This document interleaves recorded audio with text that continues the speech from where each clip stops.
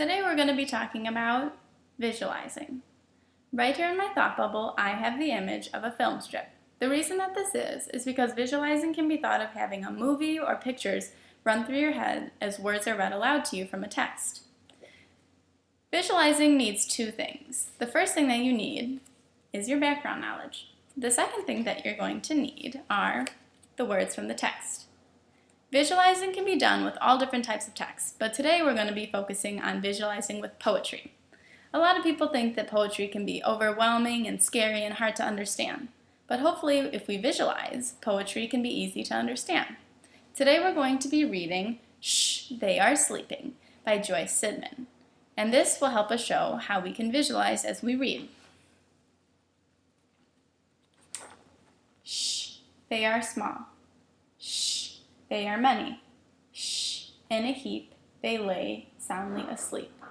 Soft is their fur, soft are their noses. Soft is the curl of their grassy nest keep. Eyes not quite open, ears in a tangle. Paws folded close beneath, whiskers and chin. Shh, they are hidden. Shh, they are waiting. Gathering strength for their life to begin. Now that we have read that poem, what was I thinking as I read the poem? And what was going through my head? What images were I thinking of? Well, like I said earlier, one thing that we need is our background knowledge. The background knowledge that I came to the story with was my knowledge of my dog, Lola. Here she is. When Lola was first adopted, she was being raised with her mom and her brothers and sisters, which is usually how dogs are raised. So before Lola was coming home to us, she was laying with her brothers and sisters and sleeping usually. So as I thought of this poem, the second thing that I said you need are the words from the text. The words that I found important were small, many, fur, paws folded, and life to begin.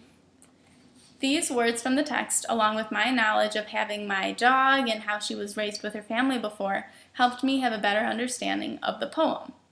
So next time when you hear a teacher reading aloud a poem, a story, or a passage to you in class and it seems a little difficult to understand, just try closing your eyes and imagining what is going on in the story. That way, when you reread the text, it might make a little bit more sense now that you have images and pictures of what you think is going on in the story. Visualizing is a tool that can be helpful when stories or poems are hard to understand. And it's important to remember that not everyone's background knowledge is the same. For example, some people who read this story might not have the knowledge of having a dog living with their brothers and sisters before they're being adopted into other families. And that's okay. That means that they might have a different understanding of and visualizing of different pictures of what is important to them. And they also might use different words from the text that they find important. So that's another thing that makes reading and visualizing so cool, is because people come with different background knowledges and therefore they'll interpret the stories in different ways. So next time you find reading a poem hard, try to visualize.